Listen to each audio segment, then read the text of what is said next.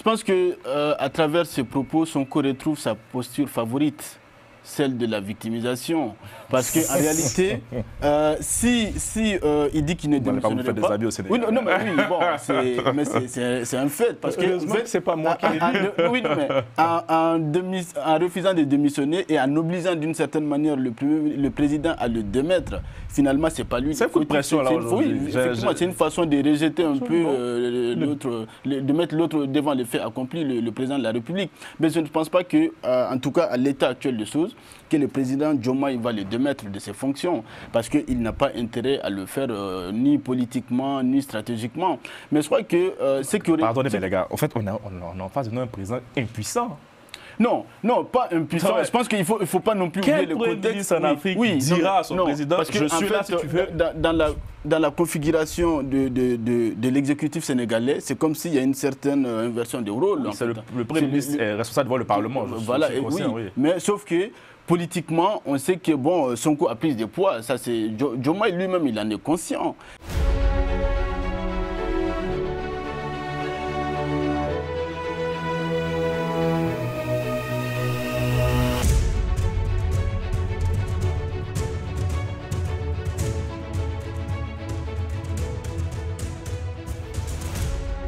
Bonsoir à tous. Que se passe-t-il au sommet de l'État sénégalais? Est-ce déjà la fin du tandem Faye-Sonko? Pour en parler, je reçois Abdou Fleu, analyste géopolitique. Bonsoir Abdou. Bonsoir Carly. Et Brahima Sidibé, doctorant en analyse du discours. Bonsoir Brahima. Bonsoir Carly. Je me tourne vers vous, Abdou.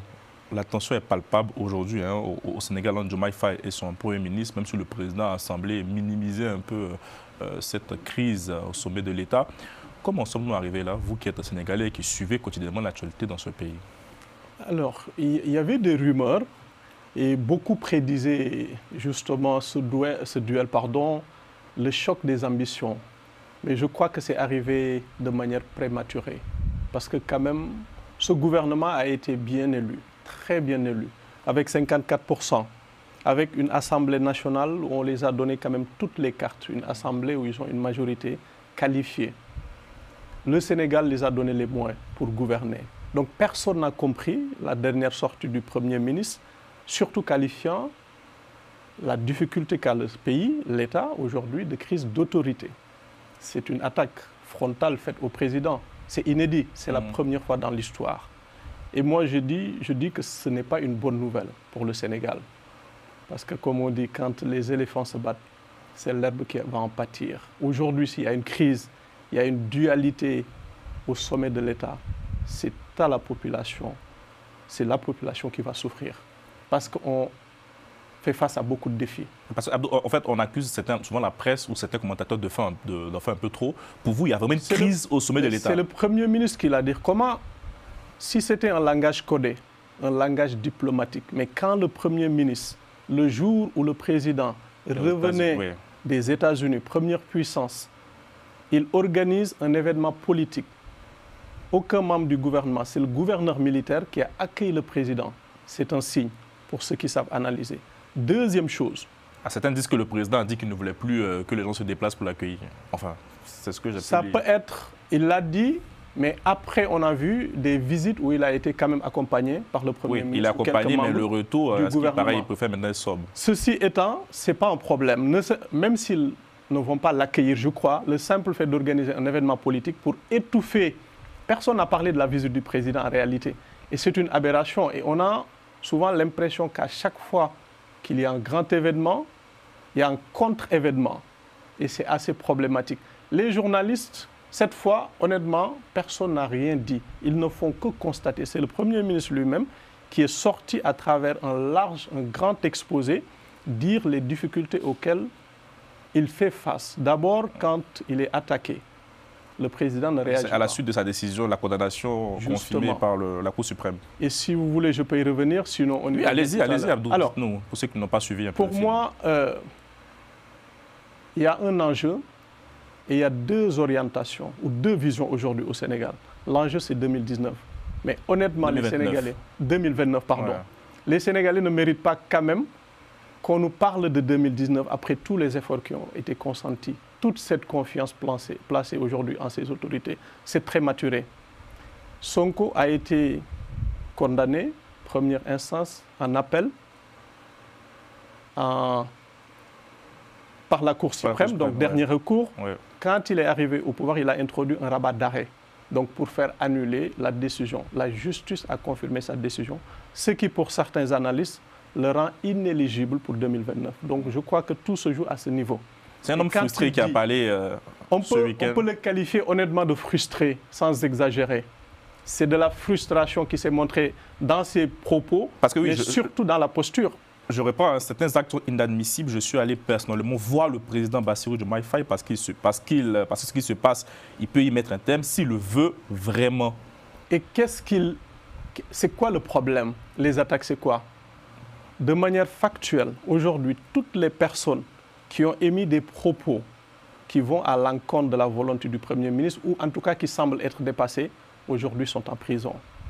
Abdou Nguer, Bachir Fofana, Moustapha Diakhaté, Hassan Diouf et dernièrement Badra Gadiaga, pour des gens qui se sont battus pour la liberté d'expression, pour des gens qui ont toujours indexé la justice.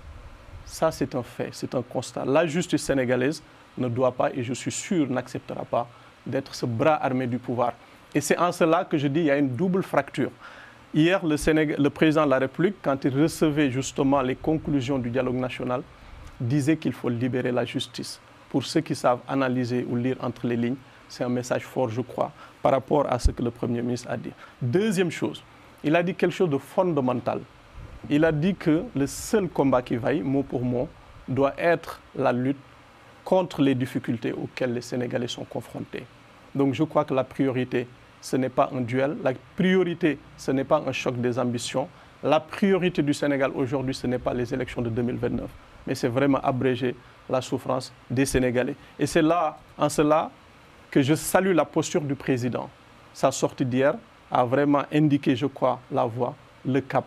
Et quand on voit certains ministres DG aussi qui prennent fait aux causes pour le Premier ministre, il y a une fracture qui ne dit pas son nom. Brahima, je reviens sur les propos du Premier ministre Ousmane Sonko. Il dit, j'ai dit au président que si j'étais moi-même président de la République, ces gens ne parleraient pas ainsi de moi. Est-ce qu'aujourd'hui, on constate aussi une forme d'impuissance au niveau du palais présidentiel? Est-ce que le Premier ministre met sur la place publique ce que certains Sénégalais avaient constaté en disant que le vrai pouvoir se trouve plutôt à la primature qu'à la présidence de la République? Oui, alors, mais je pense que c'est comme si on accusait le président Diomaye d'être président, en réalité. Parce que quand on est président de la République, on se met au-dessus de la mêlée. Il n'appartient c'est pas la conception d'Ousmane Sonko. Oui, non, mais moi je crois que la posture de Diomaye Faye, effectivement, c'est une posture présidentielle. Un président de la République, rappelez-vous, il a démissionné de son poste de secrétaire général de PASTEF. Ce n'est pas pour rien, c'est pour se mettre au-dessus de la mêlée et de ne plus être concerné par des querelles partisanes, politiques, etc. Donc, je crois que c'est une accusation qui n'a pas beaucoup de fondement. Après, moi, je reviens un peu en arrière. Je crois qu'il ne faut pas non plus enlever à Ousmane Sonko ses qualités de leader. Parce que le fait d'avoir accepté de désigner notre candidat, ce n'est pas rien. Parce que sous d'autres cieux, on aurait peut-être pu aller vers une sorte de boycott du PASTEF des élections. Il n'a pas fait cela. Il a quand même réussi à imposer un autre candidat qui a gagné. Et donc ça, je pense que Diomaye, Moï, Sonko, Sonko, Moï, Diomaye. Donc Diomaye, c'est Sonko, Sonko, c'est Diomaye. Ça a bien marché. Et d'ailleurs, raison pour laquelle, oui, d'un seul coup, il a gagné l'élection au premier tour. Donc je pense que les Sénégalais lui doivent cette victoire-là. Mais après, effectivement, il est temps qu'il sorte de cette posture d'opposant. Parce qu'il doit se rappeler qu'il n'est plus opposant Ousmane Sonko. Il est au pouvoir, comme mon co-débatteur rappelait tantôt. Ils ont tous les leviers du pouvoir. Ils ont dissous l'Assemblée. Maintenant, ils ont la majorité absolue à l'Assemblée nationale. Et donc, ils ont tous les leviers pour diriger. Donc, honnêtement, c'est comme si... Bon, est-ce qu'il a du mal à digérer le fait de n'avoir pas pu être candidat? Donc ça, je crois qu'il y a quand même un peu de frustration qu'on entend un peu. Mais par rapport au problème à lui-même, je crois que ce n'est pas surprenant. Et d'ailleurs, j'avais écrit un article au lendemain des élections au Sénégal. Vous allez appeler sur ce duel qui arrive. Je disais effectivement que le plus dur commence pour Diomaye Faye. Parce qu'en réalité, le pouvoir ne se partage pas. Dans l'histoire politique sénégalaise, il y a le cas de Senghor et Mamadou Dia qu'on connaît. Quand on voit sur d'autres dossiers, en France ici, on sait la relation Balladur-Chirac, etc. Donc, à chaque fois qu'on a des situations comme ça se termine, c'est les duos qui se terminent en duel. Trop vite. Oui, ça arrive trop vite. vite, effectivement. C'est vrai que là, on est quand même à un peu plus d'1 an de mandat, donc ça reste très longtemps. Effectivement, tout cela en ligne de mire avec la prochaine élection présidentielle. Mais c'est pas sérieux. Oui, mais bon, vous savez, les ambitions politiques n'attendent pas en réalité. Mais le Premier ministre dit qu'il fait l'objet d'un acharnement de la part de la justice, de la part des médias, et qu'ils ne se sont pas protégés, aidés par le président de la République. Ça s'entend ça ou pas, vraiment? Non, bon, ça s'entend, il peut les soutenir de façon officieuse, pourquoi pas, mais je ne crois pas qu'il appartient à un président de la République d'interférer dans les affaires judiciaires, parce que la condamnation à laquelle il fait référence, ce n'était pas sous Diomaye Faye, c'était sous l'ancien président Macky Sall, sauf que ça a été confirmé, effectivement, et ça témoigne quand même d'une certaine vitalité de la justice sénégalaise. Ça, c'est quelque chose qu'il faut plutôt saluer.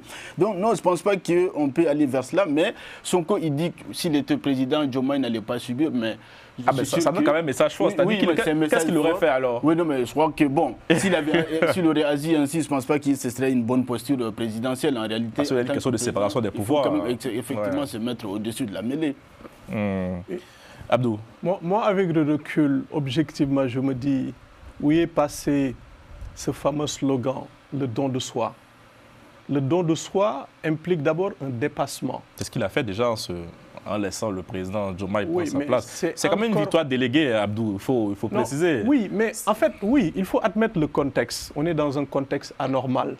Mais moi, s'il y a une chose à laquelle je suis fondamentalement convaincu, le pouvoir appartient à Dieu, qui le donne à qui il veut. Personne ne peut nier aujourd'hui à Ousmane Sonko son rôle, sa posture. Mais en dehors de cela, il y a la réalité de l'État. Ça me rappelle Donald Trump. Quand il est arrivé au pouvoir, il a été surpris de voir qu'un de ses actes a été invalidé par un juge. Tu entends souvent, pas tous, certains pacifiens qui te parlent de parti. Et récemment, au retour de la Chine, le Premier ministre, dans son allocution, de plus en plus commence à parler d'État-parti. Ce n'est pas ce qui a fait le Sénégal, ce qu'il est aujourd'hui. On n'est pas dans un État-parti. Le Sénégal d'aujourd'hui, c'est le Sénégal de Senghor qui l'a bâti. Le Sénégal n'a jamais été un pays pétrolier ni gazier, mais c'est sa ressource humaine, surtout un pays de dialogue, un pays de paix. Et c'est en cela encore que j'encourage vivement le président à embrayer davantage sur cette voie. Il l'a dit encore hier, à l'occasion justement de la remise de ce rapport sur le dialogue. Il faut aller vers la stabilité et cela passe par un espace politique, un environnement politique apaisé pour attirer les investisseurs. Et c'est ça l'enjeu aujourd'hui. Brima, lorsque le Premier ministre dit « je ne démissionnerai pas, je ne bougerai pas d'un centimètre, si le président de la République ne veut plus de moi, qu'il me limoge, et alors je retournerai à l'Assemblée nationale », là encore, acte de défiance. Et est-ce que le président serait capable de se séparer de son Premier ministre? Je pense qu'à travers ces propos, Sonko retrouve sa posture favorite, celle de la victimisation. Parce qu'en réalité, il dit qu'il ne démissionnerait pas... des au Sénégal. Oui, non, mais oui, bon, c'est un fait. Parce que c'est pas moi qui l'ai dit. Oui, mais en refusant de démissionner et en obligeant d'une certaine manière le président à le démettre, finalement, c'est pas lui. C'est un coup de pression, là, aujourd'hui. Oui, effectivement, c'est une façon de rejeter un peu l'autre, de mettre l'autre devant les faits accomplis, le président de la République. Mais je ne pense pas que, en tout cas, à l'état actuel des choses, que le président Diomaye va le démettre de ses fonctions, parce qu'il n'a pas intérêt à le faire ni politiquement, ni stratégiquement. Mais je crois que c'est que... Pardonnez, mais les gars, en fait, on est en face d'un président impuissant.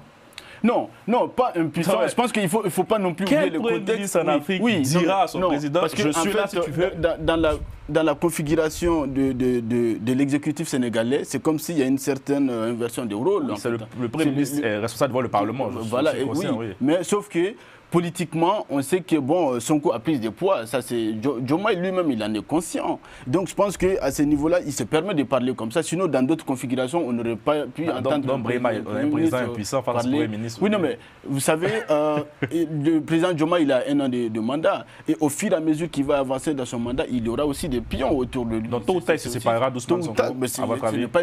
Ce n'est pas exclu que tôt ou tard, il puisse se séparer. Mais à l'état actuel des choses, je ne pense pas qu'il est dans son intérêt. Et je termine. Pas dans l'intérêt aussi d'Ousmane Sonko. Non plus. Mais je crois que ce qu'il aurait fallu mieux de faire, et d'ailleurs je l'ai dit ça dans l'article auquel j'avais fait référence, c'est peut-être que si Sonko était président de l'Assemblée nationale. Ah, c'est ce qui commence à là, ça aurait été des institutions différentes. Mais sauf que, connaissant sa posture, parce que le président de l'Assemblée nationale, ce n'est pas non plus un poste où on est à la lumière de façon constante comme le Premier ministre. Mais ça aurait peut-être évité certaines tensions qu'on connaît aujourd'hui. Mais en étant à la tête du gouvernement, je pense que tôt ou tard, ces tensions vont persister. Même si, effectivement, le président Diomaye, en recevant les conclusions du dialogue national, a tenu à calmer un peu le jeu. Mais j'ai envie de dire, bon, il ne pouvait dire que cela. Ça n'efface pas non plus les tensions qui existeraient entre les deux hommes. Abdou. Tout à fait. Cependant, pour ce qui est de l'Assemblée nationale, il y a beaucoup d'équations. Oui, c'est ça aujourd'hui, parce qu'il est condamné. Donc, est-ce qu'il pourra revenir? Je viens un débat passé. À la jurisprudence, en tout cas, Barthélémy Diaz, il a été définitivement condamné, donc il ne pourra pas. Et Barthélémy Diaz, à l'occasion justement du lancement de son mouvement à Paris, a dit que s'il tente le coup de force, quand il quittera la primature et qu'il va à l'Assemblée, on va manifester. Il est même allé plus loin. Parce que certains même aussi disent qu'il a envie de récupérer le poste de président de l'Assemblée nationale aujourd'hui. Ce qui n'est pas gagné. Il est élu pour 5 ans. À moins qu'il fasse ce que Wade avait fait avec Macky Sall, réduire le mandat à 1 an. Je ne sais pas ce qui sera dit, ce qui sera fait. Il a choisi l'essentiel des députés. Je ne sais pas quelle serait la posture de du président de l'Assemblée nationale. C'est intéressant. Il parle aussi, Ousmane Sonko, d'une sorte de clan qui se crée aujourd'hui au sein du PASTEF. Est-ce qu'aujourd'hui, je regardais encore l'actualité sénégalaise, certains analystes nous parlent de 3 courants qui se dessinent, celle du président, celle du Sonko et de Malick Ndiaye, le président de l'Assemblée nationale. Est-ce qu'aujourd'hui, le PASTEF est en train d'exploser?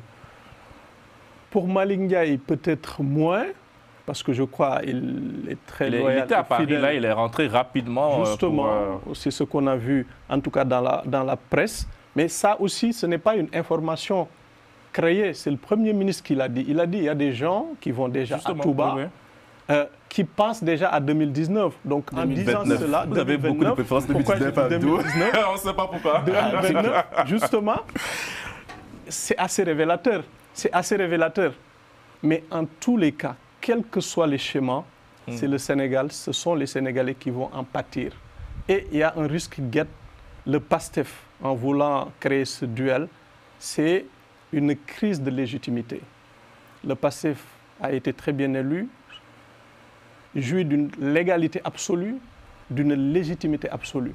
Mais si on continue ainsi, ils vont vers une crise justement de légitimité et par conséquent un désenchantement complètement de la population. Et attention, la légitimité, c'est l'action. Objectivement, on l'acquiert par l'action. Depuis 1 an et demi, les Sénégalais attendent.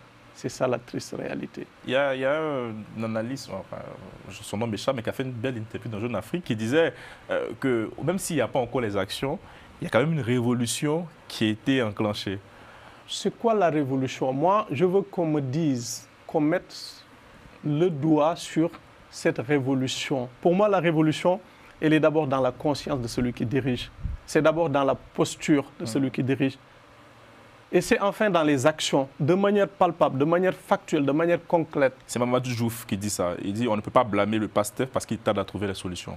Non, mais pourquoi on ne doit pas les blâmer? Ils ont été élus pour justement trouver des solutions assez rapidement. Je ne veux même pas répéter certaines choses. En 2 mois, en 2024, ou le livre solution. Objectivement aussi... Après, ils ont trouvé une situation politique quand même financière. Ce n'est pas une raison. Ce n'est pas une raison. Tous les régimes, objectivement, qui se sont succédés, je donne le dernier exemple. Wade avait cru en ce qu'il avait dit. Quand il disait qu'au bout de 6 mois, Macky Sall ne va plus payer les salaires, il avait cru en ça. Il avait trouvé une grosse ardoise, la dette, je parle de la dette publique. Abdoulaye Wade, quand il est arrivé, ça pour moi, c'est une fausse excuse. Je suis désolé. On ne vous élit pas parce que tout est rose, tout va bien. Justement, souvent, vous êtes élu. Ça prend du temps peut-être, la politique publique. Ça, je suis d'accord. Les résultats sur le plan économique, améliorer les conditions de vie des populations de manière réelle, concrète, oui. Mais c'est les choix, c'est les décisions, c'est les attitudes, c'est la posture qui pose problème. Aujourd'hui, en 1 an et demi, on nous parle de duel, de dualité, on nous parle de 2029, mais les Sénégalais les 54%, je me retourne vers eux, quel est leur point de vue? Quelle est leur analyse? Est-ce qu'ils ont été élus en 2024 pour se projeter tout de suite ou ils ont été élus pour très rapidement essayer de trouver des solutions? Honnêtement, c'est un crêle c'est une querelle, pardon, d'ego, un choc des ambitions qui n'a pas lieu d'être en 2025. Il faut attendre vers 2027, peut-être. Brahima, quel est le coût politique de cette séquence-là qu'on vit aujourd'hui? Oui, alors effectivement, je pense que le PASTEF n'a effectivement pas intérêt à aller à quitter d'un duo à un duel. Parce qu'en réalité, effectivement, ils ont une certaine légitimité qu'il faut reconnaître, une certaine légalité.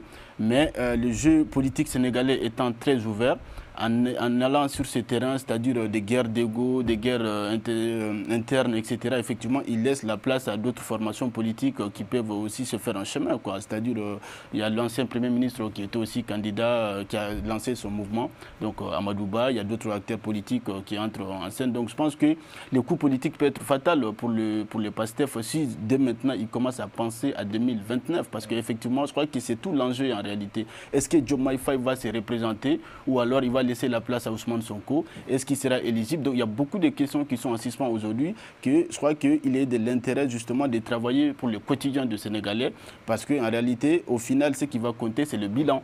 Parce que ce que le PASTEF oublie, c'est que parfois, il est beaucoup plus facile d'être élu que d'être réélu. Parce que quand vous êtes à la conquête du pouvoir, vous avez souvent ces bénéfices du doute. Surtout les Sénégalais sont très exigeants. Voilà, très exigeants. Voilà. Donc il est arrivé plusieurs fois, effectivement, qu'au Sénégal, il y a eu des alternances politiques. Donc voilà, ce n'est pas exclu que, bon, au bout de 5 ans de mandat de PASTEF, si on continue comme ça, on n'est qu'à un an et demi, qu'on continue avec des guerres d'ego comme ça, qu'est-ce qu'on va présenter aux Sénégalais une fois l'élection de 2009 est arrivée, quoi. Donc je pense que le coup politique, effectivement, ça peut être fatal. Maintenant, la vraie question qu'on se demande aussi, c'est est-ce qu'il y a des leviers aujourd'hui qui existent pour une sortie, entre guillemets, des crises? Bon, peut-être on voit.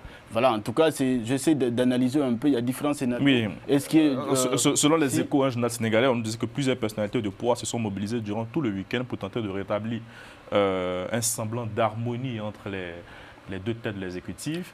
Est-ce qu'on peut y arriver aujourd'hui à une situation antérieure, un peu plus apaisée, ou c'est vraiment l'heure de la rupture, monsieur? Parce qu'en fait, la difficulté, c'est que qui peut être ces personnes qui peuvent essayer de jouer un peu le rôle de médiateur, surtout quand on connaît un peu les tempéraments de Sonko et qui est toujours sur sa posture de gatsa-gatsa, c'est-à-dire dent pour dent, qui veut peut-être un peu, qui est sur une forme de revanche. On a l'impression qu'il veut se prendre sa revanche un peu sur les camps présidentiels sortants. Et donc maintenant, sur l'échiquier politique, bon, après, c'est vrai que le Sénégal, au niveau social, ça reste quand même un pays où le poids de la religion est assez important. Oui, peut-être que les leaders religieux peuvent entrer en jeu, essayer de calmer le jeu. Peut-être que oui. En tout cas, des personnes qui sont issues d'un milieu qui n'est pas politique peuvent essayer de jouer un rôle. Mais en tout cas, il est oui, ça c'est au sein du PASTEF. Mais au sein du PASTEF, c'est pas possible. Il n'y a pas quelqu'un qui peut faire le trêve du ça va être compliqué. Je vois pas. Bon, je parle de Malik Ndiaye, qui est rentré, le président de l'Assemblée nationale. Oui, le président de l'Assemblée nationale. Mais d'ailleurs, j'ai lu un article. Bon, je connais pas trop le fond du sujet, mais il me semble que le président Diomaye essaie de se rapprocher davantage du président de l'Assemblée nationale. Donc voilà. Et donc finalement, il y a un trio qui est là, qui est Sonko, Diomaye et le président de l'Assemblée nationale. Si jamais le président de l'Assemblée nationale et le président de la République vont d'un côté, eh ben, il y a aussi un risque d'isoler d'une certaine manière, mais n'oublions pas, ça peut être au niveau des caciques du parti, mais à la base, Sonko reste quand même le leader incontesté. Ça, je ne pense pas qu'il y ait débat aujourd'hui. Parce que c'est qu'on va aujourd'hui. En tout cas, jusqu'ici, je pense qu'il reste quand même. Et donc, pour Brahima, ce n'est pas encore l'heure de la rupture. Non, je ne pense pas que c'est encore l'heure de la rupture. Je crois que bon, c'est des tensions qui vont peut-être passer, mais il n'est pas exclu que ces tensions, si elles ne sont pas gérées de maintenant et si d'autres personnes n'entrent pas en jeu, que ça s'aggrave au fil du temps et au fur et à mesure qu'on va s'approcher de l'élection de 2029. Et c'est là tout l'enjeu en réalité qu'on va voir. Si vous étiez conseiller du président Diomaye, qu'est-ce que vous lui direz? Je lui dirais simplement de rester dans sa posture de président et d'essayer de faire appliquer le programme sur lequel il a été élu. Et d'ailleurs, oui, c'est le Premier ministre. Et d'ailleurs, justement, Sonko, il a tout intérêt justement à ce que le bilan soit positif parce que c'est lui qui est chargé de mettre en œuvre. C'est pour ça que, d'un côté, stratégiquement, c'est important qu'il soit Premier ministre parce que c'est lui qui est chargé d'appliquer le programme du PASTEF et qui connaît le programme du PASTEF mieux que Sonko. Mais par contre, politiquement, les risques, c'est que, on a une forte personnalité qui est à la tête du gouvernement, qui essaie parfois de faire de l'ombre au président, ce qui ne facilite pas comment on appelle, la collaboration entre les deux têtes de l'exécutif. Et donc, finalement, c'est comme si on se dirigeait vers un certain bicéphalisme. Donc vous direz au président, Laisse-le. Oui, non, parce que en fait, je pense que, et surtout les Sénégal, ça reste quand même un peuple qui est assez politique, qui savent lire entre les lignes. Et donc, s'il reste dans sa posture de président, il appartiendra maintenant au peuple sénégalais de trancher. Abdou, pour conclure. Oui.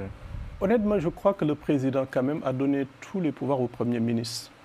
Et loyal au Premier ministre, il l'a même défendu maladroitement au bout de quelques mois en disant que c'était le meilleur Premier ministre du Sénégal. Ça, c'était très critiquable. Mais au moins, il a voulu être loyal parce que aussi, c'est Ousmane Sonko qui l'a choisi. Et ce pouvoir, cette Torah, on ne peut pas le lui nier. Mais une fois arrivé au pouvoir, ce que disait Abdoulaye Wade... En termes institutionnels, ça fait bizarre d'entendre que le président est loyal à son Premier ministre. Mais bon. Malheureusement, c'est plutôt l'inverse, on doit savoir. Malheureusement, c'est le contexte dans lequel il a été élu. Il avait même dit qu'il fallait donner davantage de pouvoir. Aujourd'hui, qu'est-ce que le président peut faire? Est-ce qu'on a un Diomaye qui s'affranchit petit à petit, Abdou? Oui, oui. Il est resté sur des principes, sur des postures républicaines. Quand il dit climat social apaisé, quand il dit environnement politique apaisé, quand il parle d'investissement, quand il dit libérer la justice, il est, je crois, sur la bonne dynamique. Et c'est là où il y a cette fracture. Avec le Premier ministre qui incarnerait peut-être la ligne dure, il l'a dit lui-même en termes Wolof, lui, c'est l'ange, peut-être lui, c'est le démon. Ce n'est pas en ces termes, mais pour vraiment reprendre, entre guillemets, ce qu'il a dit en Wolof, parce que les gens disent que Diomaye, c'est le président, c'est le gentil, lui, c'est le méchant, ainsi de suite. Mais aussi, souvent, les gens n'ont pas d'autres éléments pour apprécier que les faits. Les faits, c'est les mots du Premier ministre qui traite son opposant, son opposition de résidus, qu'ils doivent raser les murs.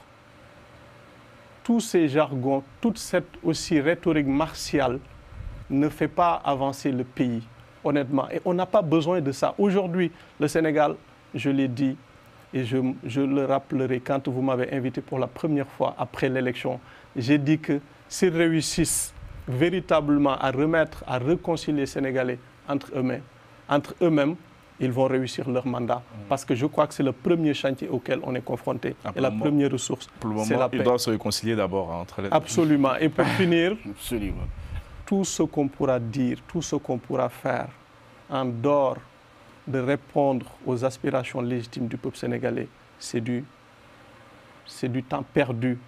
Ça crée de la frustration et surtout du désespoir. Vous dites que je suis le meilleur chauffeur au monde, en tout cas du Sénégal. On vous achète la meilleure voiture avec les meilleurs cheveux. On vous met le plein pour caricaturer. On vous donne le pouvoir dès le premier tour avec 54%. On vous donne une majorité qualifiée à l'Assemblée nationale. Vous avez tous les leviers du pouvoir. Il n'y a pas d'excuse.